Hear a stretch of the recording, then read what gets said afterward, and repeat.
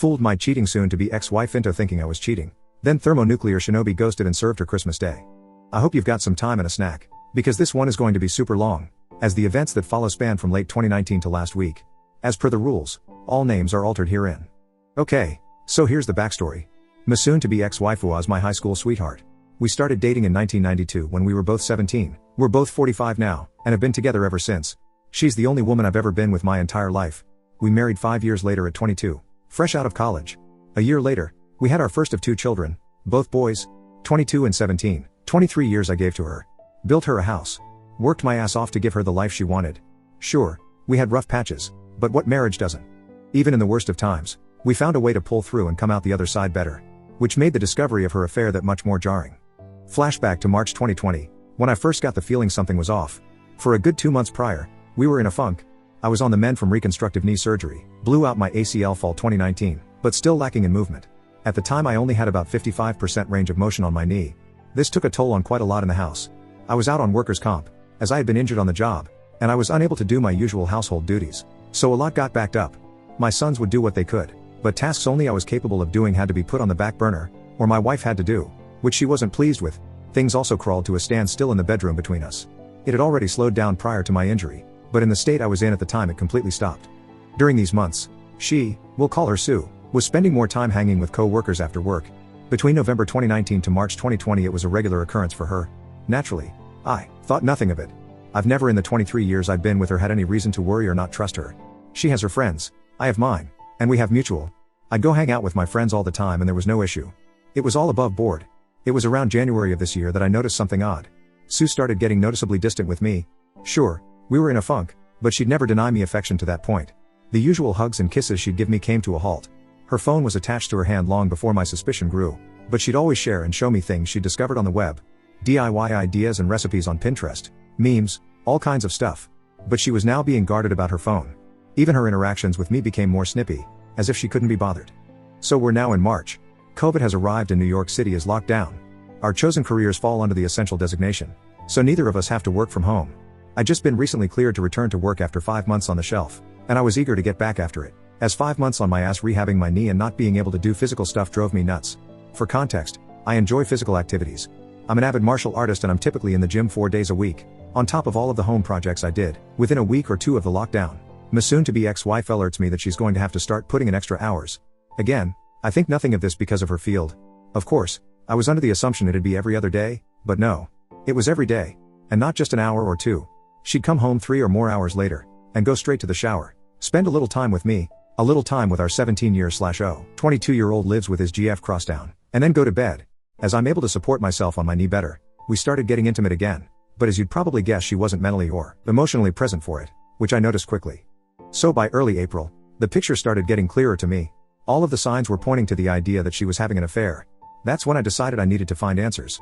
So I scoured the internet on things I should be looking for. Signs of infidelity in one's partner. And sure enough, she was pretty much ticking all of the boxes on such behavior. So then my search inquiry advanced to how do I find proof? I started with her social media. Looking at her FB entries from months prior, it's pretty much the usual.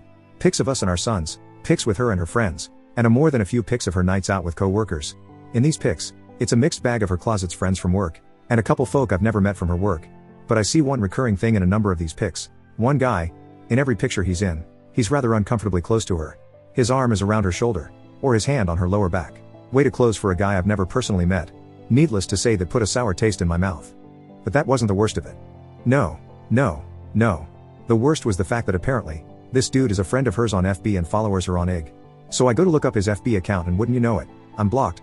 Why the hell am I blocked from seeing this guy's FB account? But he's friends with her on FB. Yep. Now I'm in Batman detective mode. At that point, I wasn't even trying to deny it. I knew she was cheating on me with this guy. My mission was to find out for how long. And over the course of April and May, that's what I did. You know, I never had any clue the depth of info you could secure from phone, text and email records up until then. We have a family plan cell phone package, and I was able to pull up quite a bit of data. My STBXW's data history was telling. The 2 most frequent numbers she had interacted with from October 2019 to April 2020 was my own, and a number I'd never seen before. Take a wild guess whose number it was? A quick check on Google and I confirmed it was the dude from the photos who blocked me on FB. We'll call him Poss, cause that's what he is. Again, the picture becomes even clearer at this point. But a lot of their messages and texts were disjointed, which meant she was deleting a lot of them. I knew she was cheating on me with this guy, But nothing in the data could serve as a smoking gun. I needed more evidence. It's at this point that I tell my best friend Oz what I had found. He asked me did I confront her with what I had, and I said no because I felt like it wasn't enough. That's when he told me about an app that I could download to apparently spy on her communications in real time. I won't say the name as I don't know the rules on that here. I got it installed, sync up my data plan, and waited. Within days of doing so, I finally saw it. A text string between the two of them talking about how much fun they'd had the previous night, and making plans to do it again that weekend. Boom. Gut punch. To say I was completely devastating was an understatement. I guess that moment counts as my D-Day, and for the next 2 days after I was just broken. I actively distanced myself from her those 2 days immediately after D-Day, which she was noticeably shaking by. She'd try to console me and ask me what was wrong, but I'd brush it off and leave her presence. I couldn't even look at her. This woman, who I gave 23 years of my life to, who I have given everything I could and more to as a husband, and she stepped outside of our marriage for a guy just 5 years older than our eldest son. By the 3rd day, I wasn't even sad anymore. I was pissed. I contacted Oz to let him know my suspicion was confirmed, and he asked me had I confronted her yet. My answer was no, and I told him I wanted payback. I didn't want to just divorce her. I wanted to destroy her. I wanted to leave her life in shambles and effing ruin her. It was going to take time to do so, and I devised a plan. In my readings and research on infidelity, I had saw a quote that resonated with me that went the enemy of infidelity is unpredictability, or something to that ilk. That was going to be the basis of my plan. I was going to make her life hell on wheels, while also secretly planning my exit strategy. So we're now in early June, and I've still got the app installed. Pretty much every night, I'm gathering as much data as I can, seeing their back and forth messages. They're talking like it's a full-blown relationship they're in. Sexting, lovey-dovey romantic stuff, nudes, the whole effing bag. At that point I had stopped looking at any of it. I was just collecting info and cataloging on my private FPS server. Meanwhile, I start doing things out of the ordinary. I start going out at odd times. I start coming home even later than she does. In her presence, I'm on my phone a lot more than usual, and when she asks what are you up to, I just simply say just stuff and put my phone away. I'd also changed my login info on everything, so she couldn't access any of my stuff. Mind you, for our entire marriage, we'd never hid anything from each other. But right around I'm assuming the start of her affair, she'd changed her password on FB, as well as on her phone, stating she had to because of the security breaches in recent months. Yay, really nice cover for hiding your affair from your husband. Anyway, I'd clued Oz in on my plan, as well as telling my older, and only, sister and 2 more of my closest friends what was going on. These are people I trust with my life, and I swore them to secrecy. For context, Oz and I have been friends since we were kids. The other of our friends, Joey and Nina, we've known since high school. Make note of Nina, she comes into play down the road. July comes, and my soon-to-be ex-wife is in full paranoia mode. She's texting and calling me a lot more frequently now, asking me if I'm going to be home when she gets home. When am I coming home while she is and I'm not? Asking me what am I up to? The works. I can see the seed planted in her head the month prior is starting to sprout, especially in her communication with Poss. She's confiding in him her doubt and confusion, telling him that I'm getting cold and distant. The effing nerve of this woman. In the interim of these interactions with Poss, she suggests that maybe they should stop meeting up at our house because she has no idea if I'd just show up, confirming that yes, she's had this fuckwad in my home. Thanks, Sue. Poss asks her in that specific communication was she worried about me potentially cheating on her, which actually pissed her off. I can't even begin to describe the level of joy and how many laughs I got out of reading that exchange. My cheating wife arguing with her affair partner over if she's mad her husband could be cheating on her. Oh, the effing irony. Now bear in mind, I'm not hooking up with anyone. When I leave, I'm usually at Oz or Joey's throwing back some booze, watching fights and spending time with my brothers, or at my big sis house hanging with her and my Bill, who's like an older brother to me. My sis is 52 and her hubby is 58. She had told him about my STBXW's infidelity, but not of my plan. Couldn't risk it as he's a bit of a blabbermouth. We'll fast forward now to October. That's when things seriously pick up. I've been in my faux affair for 3 months now, and Sue is hyper aware of the fact that I'm actively pulling away from her. It's been as long as the day I enacted my plan until the day she confronted me, October 20th, 2020, that I'd even touched her. No hugs, no kisses, no initiation of intimacy. Nothing. Not like she needed it. She was still effing pose, just at his place or at motels. So that afternoon, she calls me at work, which wasn't rare before all this began, but certainly hadn't happened in a while, and asks me to come straight home after work, saying she had something important to tell me. I'm not gonna lie to you all, I half believed she was going to come clean about her infidelity, but she of course didn't. Instead, I get home to her asking me was I unhappy with her. The effing nerve. She cites the fact that I've been spending way too much time away from home. I don't show her affection anymore and her intimacy life has completely died. She tells me she's worried I'm pushing her away because I was resentful of how she treated me the months I was rehabbing my knee. And then came the punchline. She effing gasped if I was cheating on her. Folks, I fell out on the floor laughing hysterically. And when I say hysterically I mean Joker laughing gas hysterical. On the surface it looked like, to her assuming, it was me laughing off the notion of being unfaithful. But it was of course actually me laughing at the sheer irony of what was happening in front of my eyes. I'm tearing up, pounding on the floor in complete hysterics for a good 2 minutes before I compose myself enough to answer.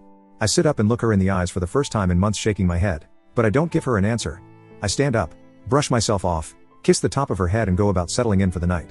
Later that night, as I'm in my office, I decide, you know what? Given the brevity of what happened, I wanted to see what she was telling him. So I fire up the app and sure enough they're actually texting in real time. She tells Poss I know he's cheating on me. I asked him tonight and he literally laughed in my face. He fell on the floor and laughed for like 5 minutes. It wasn't 5 minutes obviously, he doesn't even care how I feel anymore. I don't know how or why, but he's gone. I know I've lost him. This is karma, I know it. The smile I had on my face reading that must have resembled a Cheshire cat. She was breaking. Poss attempted to console her, saying that if I cared enough for her, she wouldn't have had come to him to give her what I wasn't giving her, but the tone of her responses told me she was having doubt now. She had the nerve to step out of our marriage because I was unable to fulfill my role as a husband due to legitimate injury, and kept the affair going for at that point nearly an entire year, but the idea of her losing me to another woman was enough to make her waver? What a effing weakling.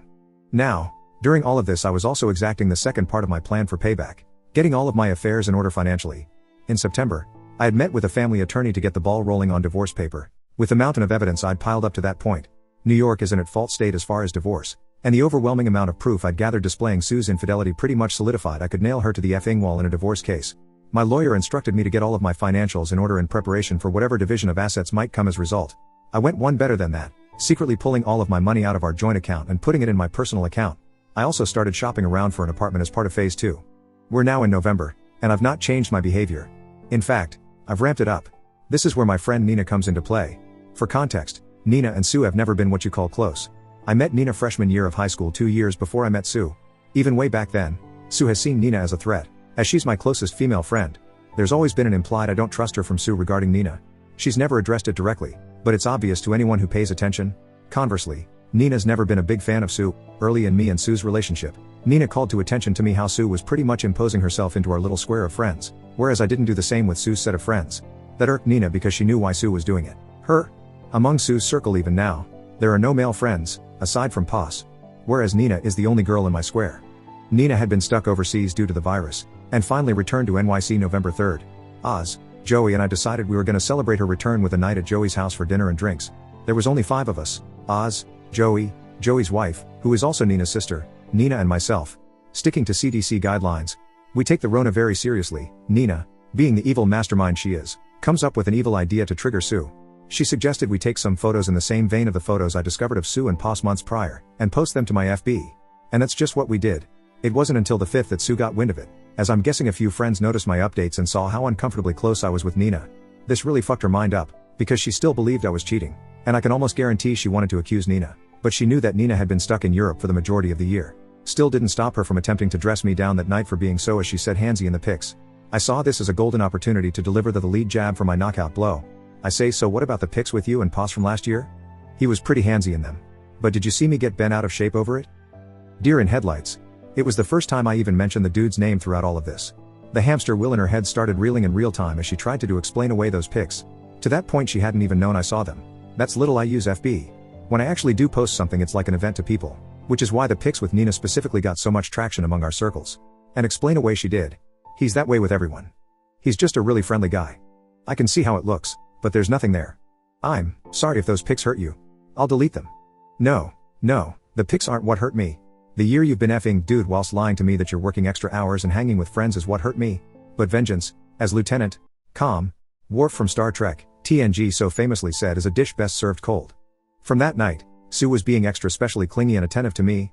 Like, annoyingly so. She's tried to initiate affection and intimacy with me and I'd stonewall her at every chance. All the while, I'm still archiving everything she's saying to Poss. Mind you, by this point I'd long since gone numb. Any desire I might have had to save my marriage was dead. I'd checked out the day I enacted the first phase of my plan. She's confiding in him that I've gotten worse. That she doesn't know what to do. And she feels like I absolutely hate her. I do. Then comes the bombshell. She says she can't see him anymore. The guilt is too much for her. And she feels like karma is suffocating her. She can't risk losing me. She says that she loves Poss deeply. But she's still in love with me. And she has to save her marriage before she loses me? No. My dear, you're about 8 months too late for that. Poss loses his shit, saying such lovely things as he doesn't love you the way I love you. And you're making a mistake. You can't just throw me away like this. That text chain would be the last they'd have until about 3 weeks ago. Throughout the remainder of November into December, Sue is stuck in limbo. She's trying to gauge where my headspace is and is still unable to tell if I'm actually being unfaithful. Meanwhile, Poss is steadily blowing her phone up daily. But she's not responding to him. I'd see her check her phone often. but quickly put it away. Meanwhile, phase 2 of the plan was now officially complete. The divorce papers were done. I'd found me a studio apartment in Co-op City, New Yorkers will know the area, and signed a 2-year lease on it. All of my money was in my personal account. I was ready to throw my haymaker. So we're now at Thanksgiving. My oldest and his GF were hosting a small gathering of our immediate families. So them, oldest and his GF. Oldest GF's parents, she's an only child, myself, Sue and our youngest. We have a great night. My oldest GF is studying to be a chef, and she did all the cooking herself. The girl can fucking cook, let me tell ya. As I had to keep up appearances of nothing being wrong between Sue and I initiated affection with her several times that evening. Kisses on the cheek. Cute lil hugs. Wrapping my arms around her shoulders from behind. The gestures didn't go unnoticed by her, as she reveled in it. Bear in mind, this was the first time I touched this woman since I kissed the top of her head the night she confronted me in October, so just about 2 months. Not gonna lie, I felt repulsed doing it. But I had to. I couldn't risk the plan, and me being distant to her in the face of my boys. My oldest GF and her parents would set off alarms. So my youngest decides he wants to stay over with his big bro for the night. So Sue and I head home. On the drive home, she thanks me for being so good to her, and says I don't know what you're going through, baby, but I'm here for you. I had to hold off busting out in maniacal laughter again, and responded saying, I know. I just need time. So for the first time realistically since springtime, we had intimacy at night. I figured fuck it. With what I'm about to do, may as well get some action before I delete her from my existence. I won't go into detail, but it wasn't lovemaking. When I was finished she was a lump of flesh laying there trying to figure out the direction of the truck that ran her over. No cuddling or anything after. I just got up, showered and went to go sleep in my office. To her confusion though, I used a condom. First time 2 damn decades I did. She was definitely perplexed by it, but she didn't ask questions. Sure as hell wasn't going raw in her knowing that she'd been doing so with Pos for months at that point. I wake up the next day and check my handy dandy spy app, and for the first time in weeks, she responded to Pos. Dude went full novella. He professed his love for her. Said she was wasting her time trying to rekindle a flame in me that died. That she'd been in a prison with me for 23 years and deserved to experience the love and affection of a man who would cherish her. Mind you, this dude is 27 fucking years old. 5 years older than our oldest son. And he's that sprung on a 45-year/0 married mother of 2? What a grade A, high quality simp. She chose to blow up our marriage and destroy the home we'd built for this dude. Pretty boy with a soft side? Ha.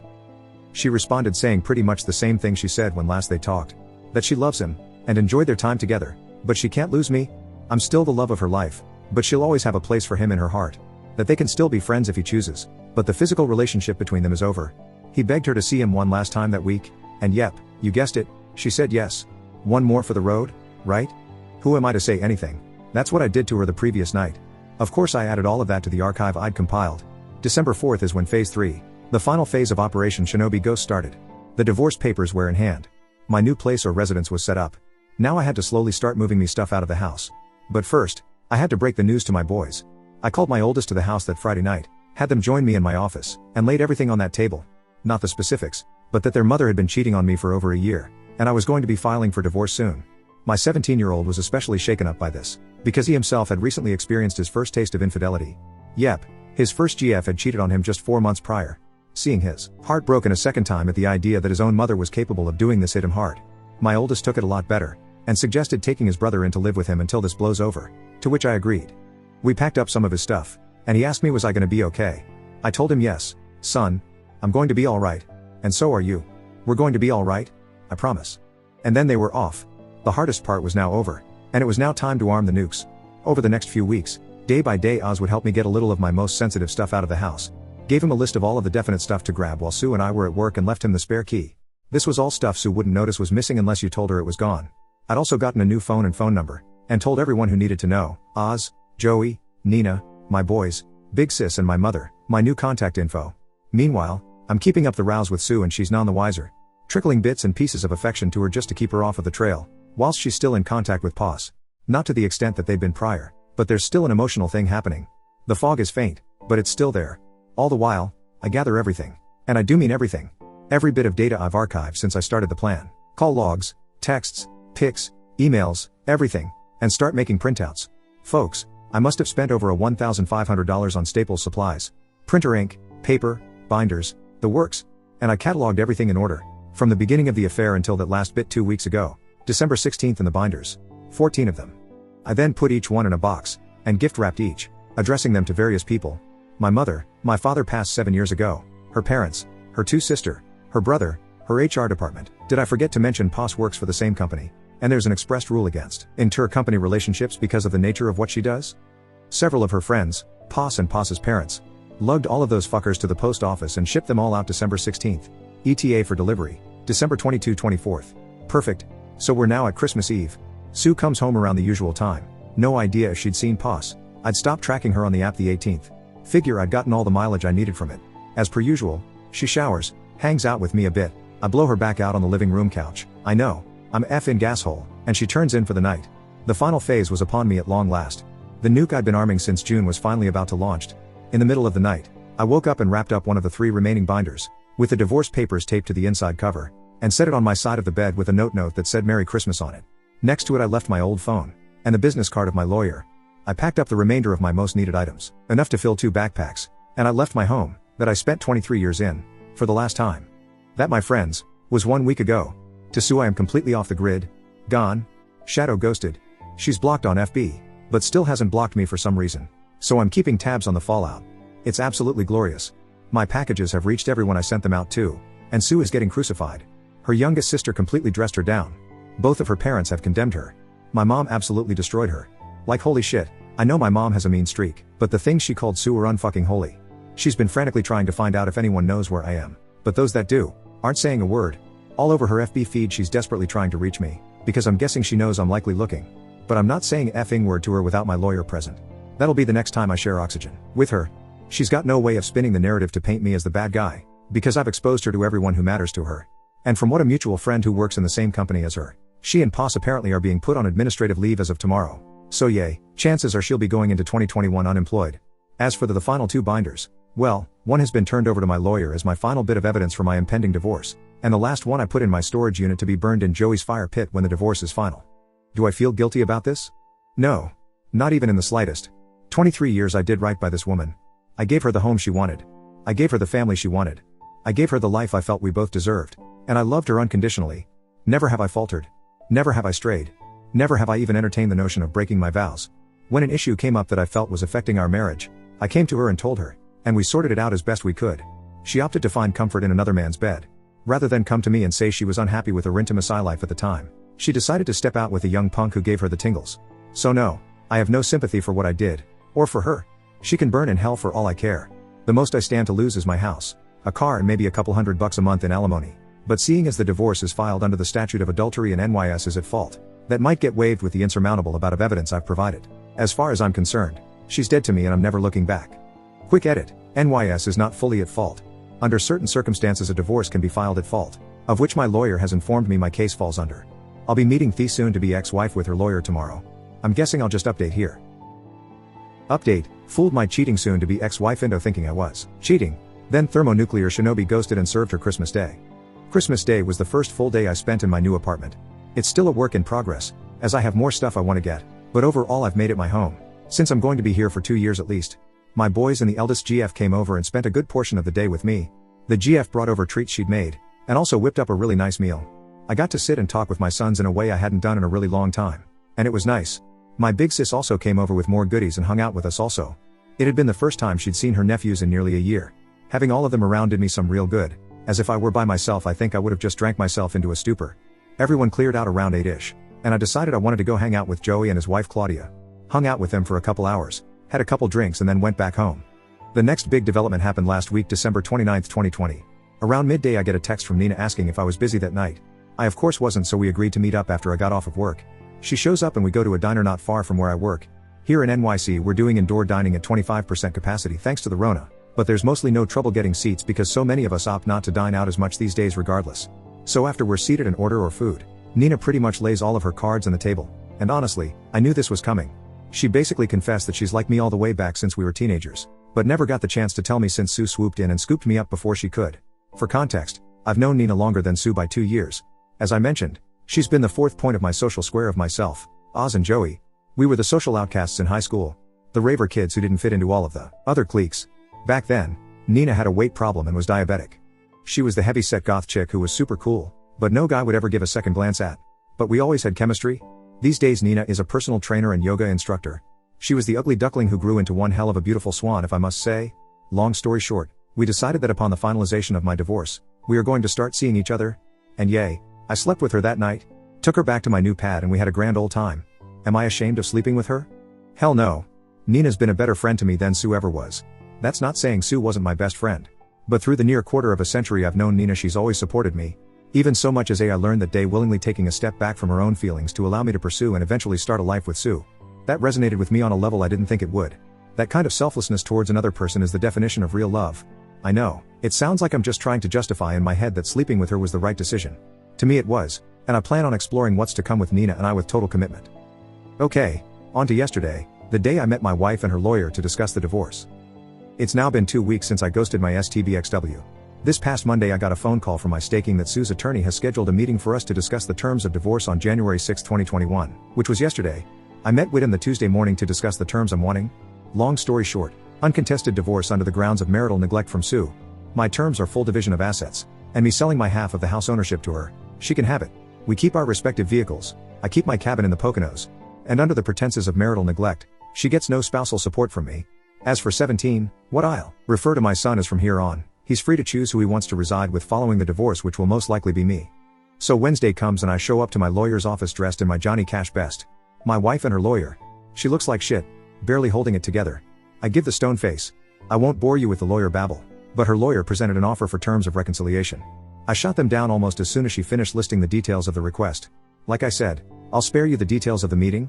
Long story short, we agreed to a legal separation leading to an uncontested divorce. The only revision is that I will pay her $653 a month of temporary spousal support to cover the cost of utilities until she's gainfully employed again. Yep, she got fired for effing pose. He got canned as well, up to a year after the finalization. I make enough that it won't hurt me financially even if she drags her feet finding a new job. And she's got enough in her savings to live off of for quite some time. Once a full calendar year has passed after the finalization date of the divorce is passed, she's on her own. Small price to pay for being rid of her cheating ass. It'll take roughly 3 months for things to go through, so early April if there's no cock-ups, I'll be free of her. So after the meeting, my lawyer gives me some final words before telling he'll be in touch to update me on the progress of the filing. Back out on the street, Sue chases me down and asks can we talk. I figured I'd give her at least that.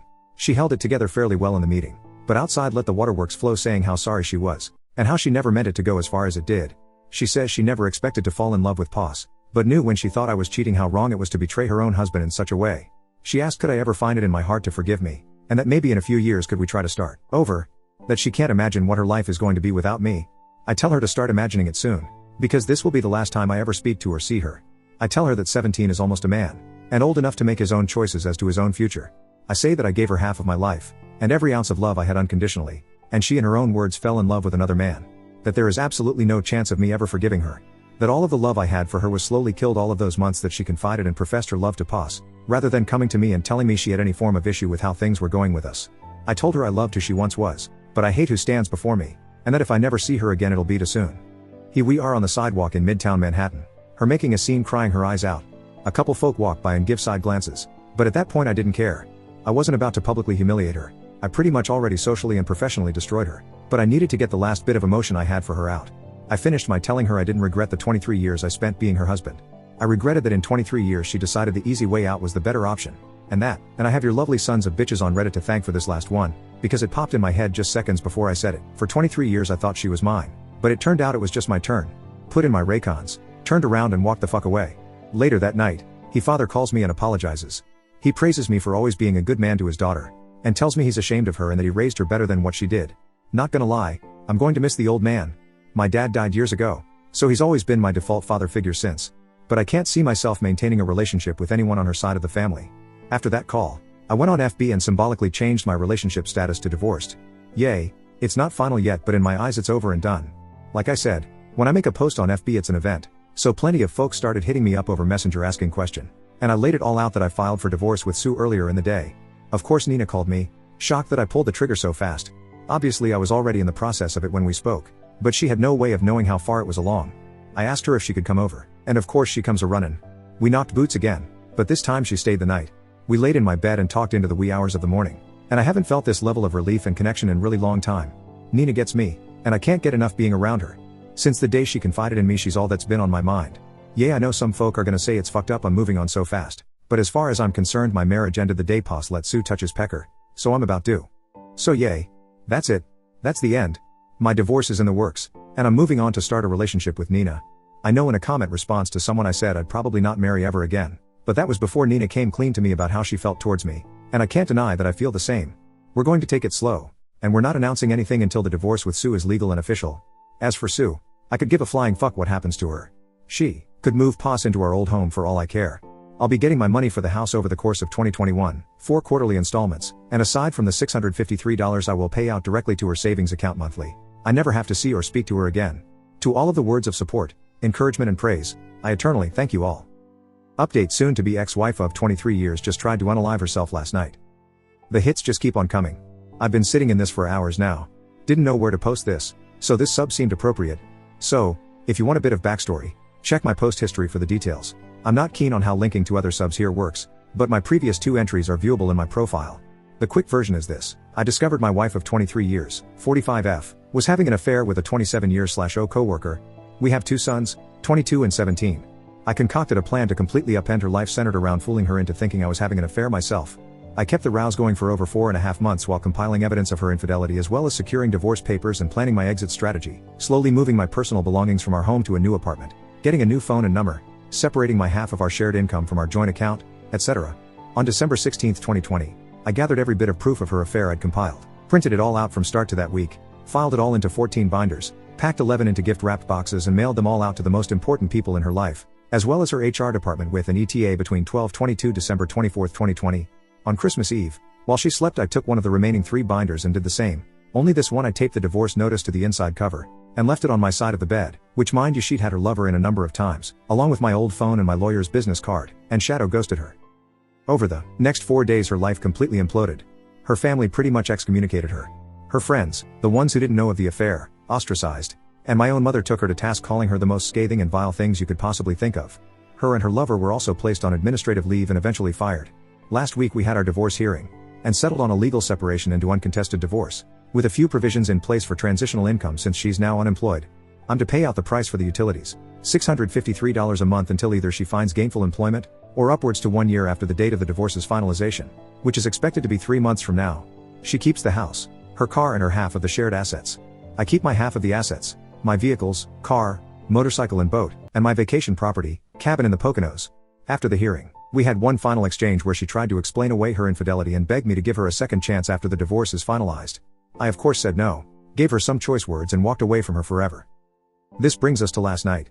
As only my closest friends, 2 sons, older sister and mother have my new contact info, and I've completely blocked my soon-to-be ex-wife in all social outlets. She has had no means of reaching me since I left her Christmas Eve, but some our mutual friends still do. Last night I'm hanging out in my apartment and I get a voice call notification on Messenger from one of said friends, one of the few who hadn't abandoned her following me outing her affair. She didn't waste any time when I answered, and said she had went to check on Sue, the STBXW, and found her passed out in the bedroom, foaming out of the found with 2 bottles of empty pills next to her. She's in the ICU in critical, but stable condition. The doctors said that she will likely pull through. She's clearly not going to be well after. She begged and pleaded for me to come. Her parents and 2 of her sisters were also there at the hospital. My guess is they were notified after the hospital attempted to notify me, but Sue would still have my old hash as her emergency contact. I simply told her no. Sue's not my problem anymore, and she clearly decided she wanted to take the easy way out rather than deal with the shame and agony of the 23-year marriage she blew up. I then told her friend that if Sue's family were there, they can help her sort out the pieces, but as far as Sue and I are concerned, there is no Sue and I anymore. I then ended the call. I've had a few hours to sleep on it, and my sons called me this morning asking if I knew. I told them yes, but I also let both of them know that if they want to be there and supportive of their mother, I will not hold it against them or judge them for it. She is their mother after all. But I myself wash my hands of her, and care little to nothing about what she does for or to herself anymore.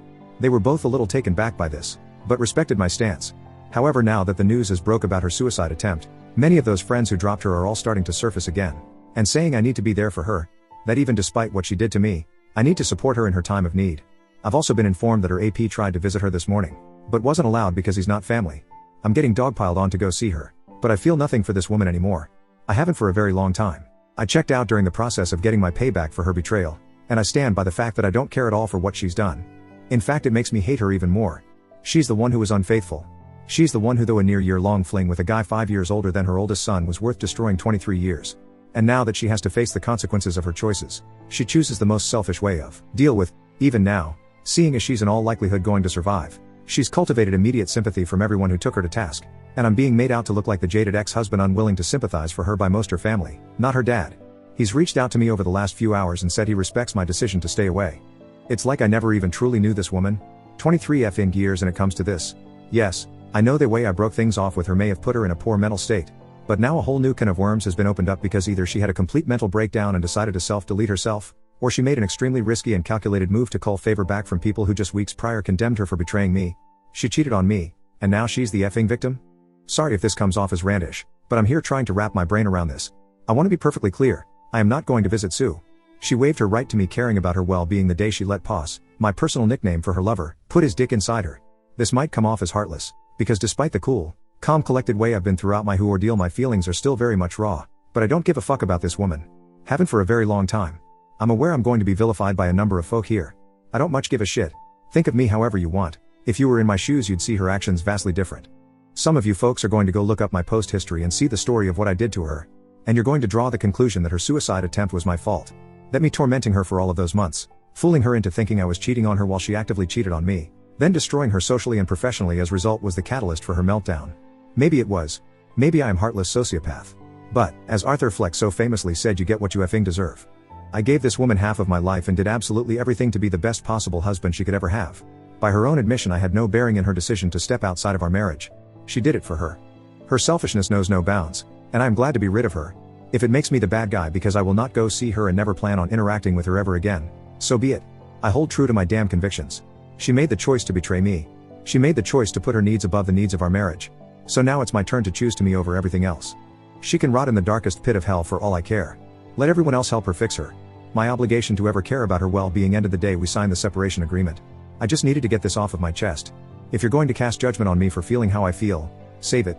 Like I said above, after 23 years and 2 children I never really knew this woman after all. I have no sympathy for her, and I never will. Let her effing rot. Quick update, I've been informed by Sue's dad that she's been moved from the ICU to the mental health wing. Doctors are still monitoring her mental state. She's conscious and cognitive again, but obviously lethargic. Her father told me she asked did I come to see her, and he said no and she shut down after. He respectfully said any further news he'll share only if I inquire, because he understands the headspace I'm in. Also, I've scheduled counseling for 17. The first consultation is this coming Monday. Update, aftermath of STBXW's unaliving attempt. I'm writing this here as a form of therapy. A way to get my thoughts out in a pragmatic way. Today, against everything I said in my previous posts and comments, I went to go see Sue. She's been out of the hospital 4 days now, and believe it or not it was Nina who convinced me I need to see her. She said the only way I'd let go of the contempt I feel for her is to see her one last time. In her weakened state. So around 6 p.m. I called her for the first time since I served her. Her hello wasn't the bright and bubbly hello I'd known for over 2 decades. Her voice was hoarse and weak. The moment she heard my voice she immediately began crying. Took almost 3 minutes for her to regain composure enough to talk again. Before she could say anything, I told her I was coming to see her within by 8 p.m. And she agreed. It's about an hour and a half from Co-op City, where my new apartment is, to my old home. So I grabbed a bite to eat from the local pizzeria and started on my way there. I got there about 7:47 p.m. And she was already at the door before I pulled into the driveway. As I came near, I could see the toll her actions had taken on her. She was noticeably thinner. The unhealthy kind of thin. As a whole, she looked like the Walking Dead. First thing she does is try to come in for a hug, and I stop her cold. She got the hint that I wasn't there to console her, and backed off immediately. We go inside and sit in the living room.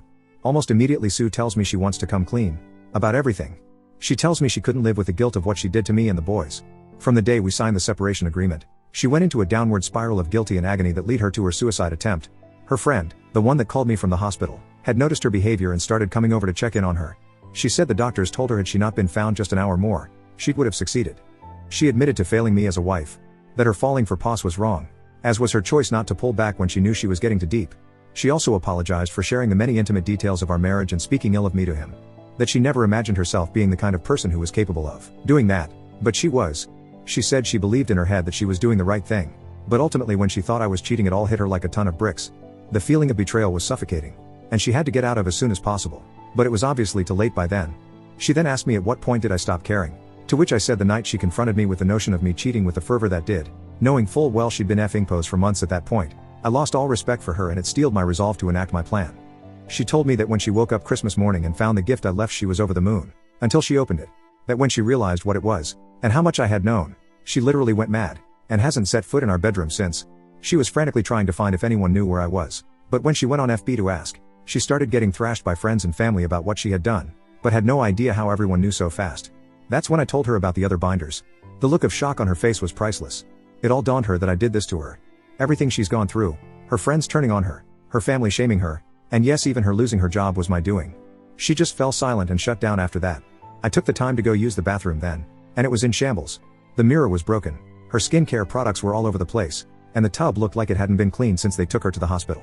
When I came back out to the living room, she has her face in her hands weeping, and I can honestly say I felt nothing. No more anger, no more rage, and absolutely not a shred of pity. They say the opposite of love is indifference. Looking at her, that's all I felt. She looks up at me and says I fucked everything up. I ruined us, and I have no idea what to do.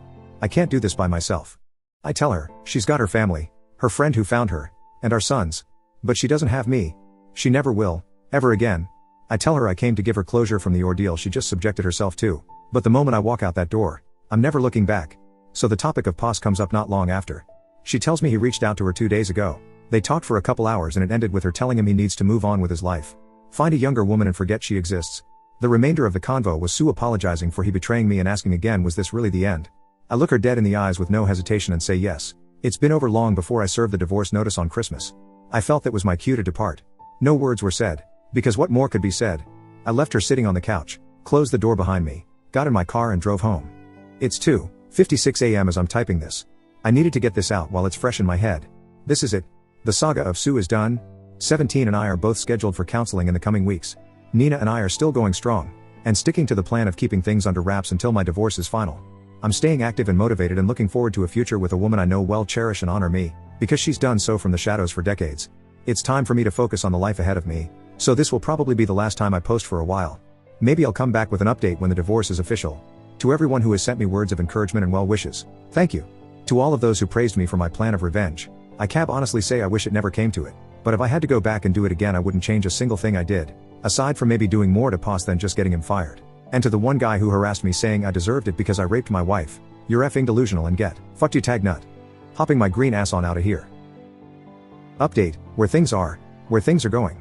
Anyway, it's been just over 2 months to the day I served my wife divorce papers, and a month since my last update, which I said was likely going to be my final one, but a lot has gone down since that post. And seeing is coming back to this account and seeing hundreds of messages and responses still after my last post, I'll go ahead and let everyone know what's going on. But before all that, I sincerely have to say thank you again for all of the support and kindness that's been sent my way over my plight. I'm as thankful for all of the love I've gotten on Reddit as I am the love I've gotten from my family. So first I want to start with an aspect a lot of people have been concerned with. 17, my youngest son. Just days after my last post he began ICE. I went with him his first 2 sessions, and he's gone by himself for everyone one since. He goes 2 times a week, and it has drastically helped. For the most part he's doing fine, but I can say that his trust in relationships has been completely shattered. The lasting effects of his own experience with infidelity, coupled with his mother's actions of cheating and her attempted suicide, has left a pretty big scar that I think may take decades to heal. I come to find out his experience was even worse than he let on. He actually caught his ex-GF making out with a guy he thought was a friend, but it turned out was only getting buddy-buddy with him to get to her. He never told me this aspect of his breakup. My heart breaks for my son to have had to experience this at such a pivotal point of his formative years. You do all you can to protect your children, but then life goes ahead and says no.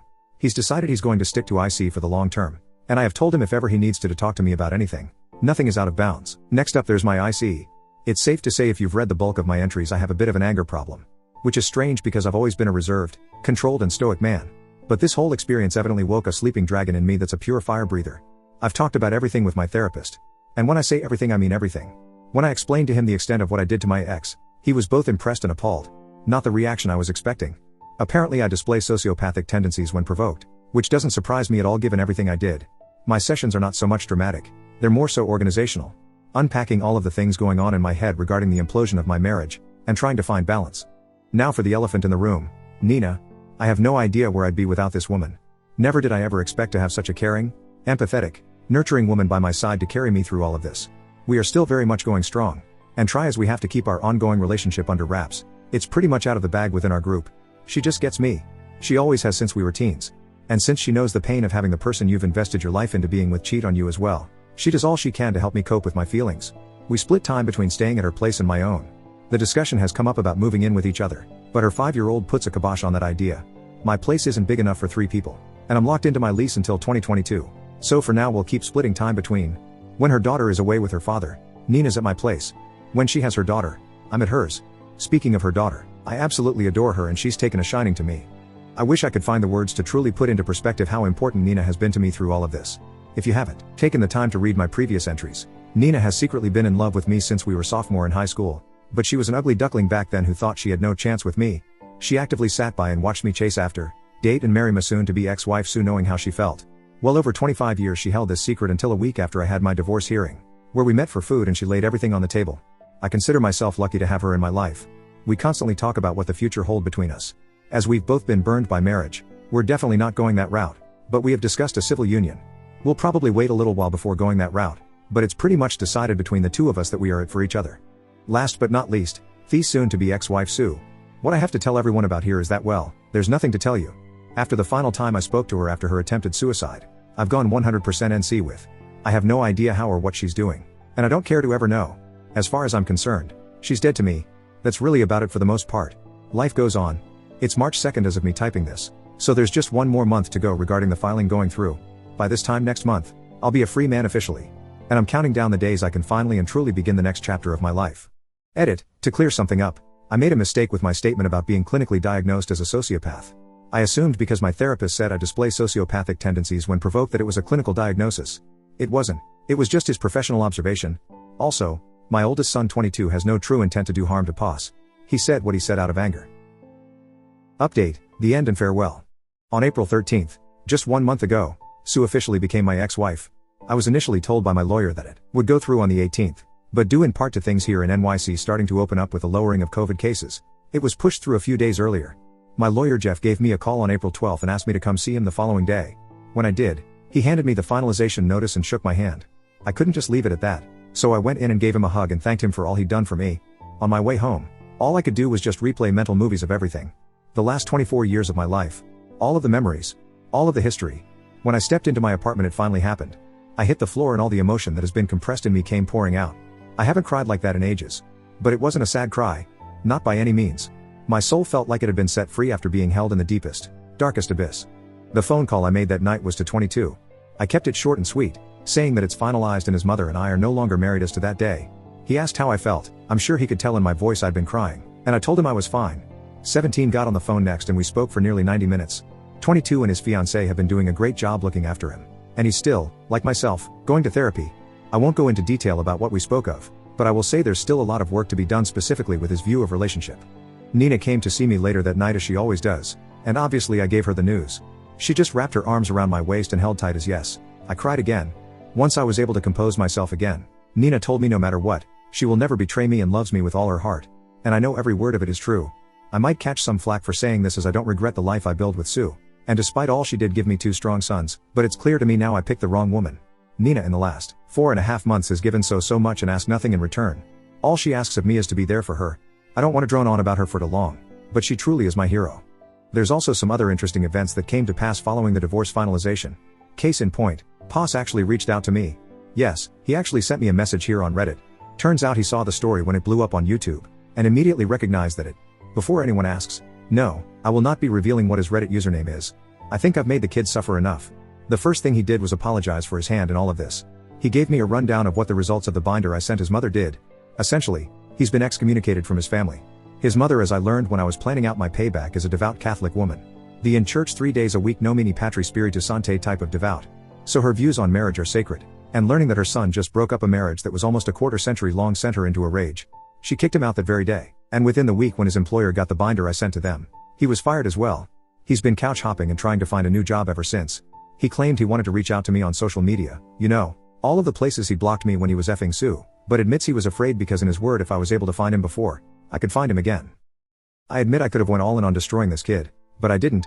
I asked him when was the last time he saw Sue, and he said he hadn't seen her in months.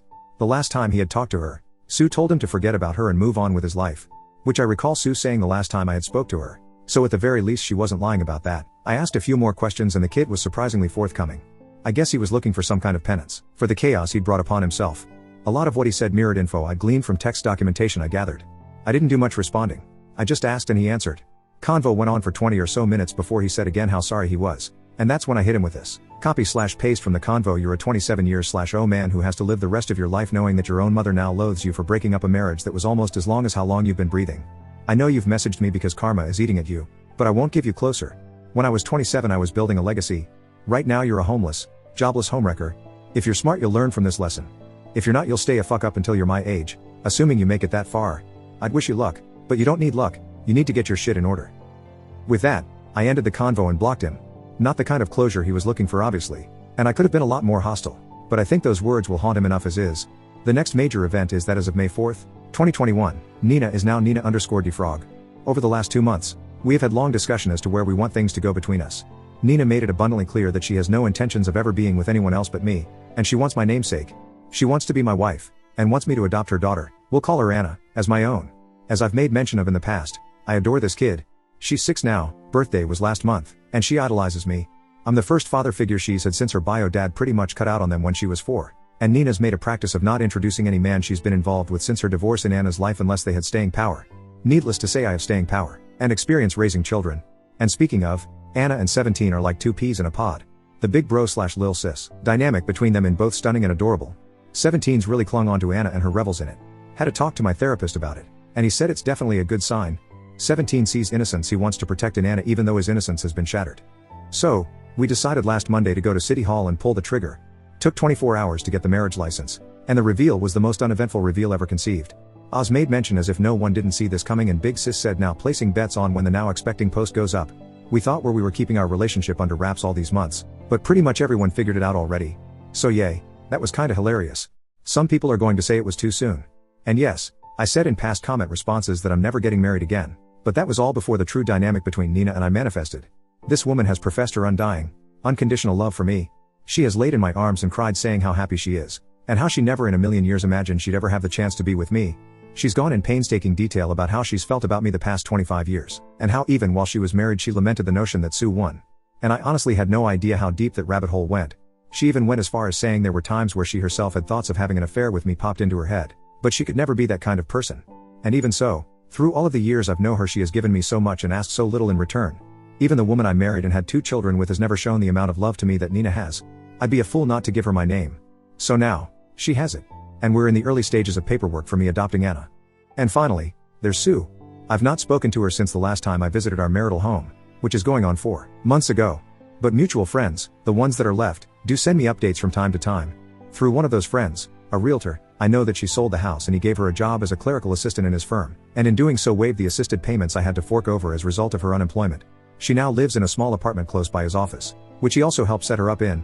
She's functioning, but a shell of the woman she was. She's barely gained weight and keeps to herself. She comes in, does her work and doesn't socialize with anyone but him. Likely because her socializing with people from work is where this whole thing started. Last update I got on her was at the end of March, where I thanked him for looking out for her, but told him I don't need any more updates. She's no longer my problem. I'm almost certain she knows about Nina and I, as some of those surviving mutual friends have commented about us. As 17 is a year away from being a legal adult, I have no reason to ever speak to her again. And I won't. And that's that. My journey of betrayal, revenge, attempted suicide and mental agony is over. I'll field questions and perhaps a few comments, but ultimately after this, I'm fading back into the swamp to live with my new frog wife and her little tadpole. Sincerely, to the literal thousands of people who have given me advice, well wishes and praise through all of this. Thank you. Being able to share my story and help others going through the ordeal of infidelity has humbled and blessed me. To the new friends I've actually made here on Reddit, I love you all. Never would I ever have guessed I'd find such wonderful people in a place where admittedly not so wonderful things can be said. Keep it green and keep it classy, Reddit.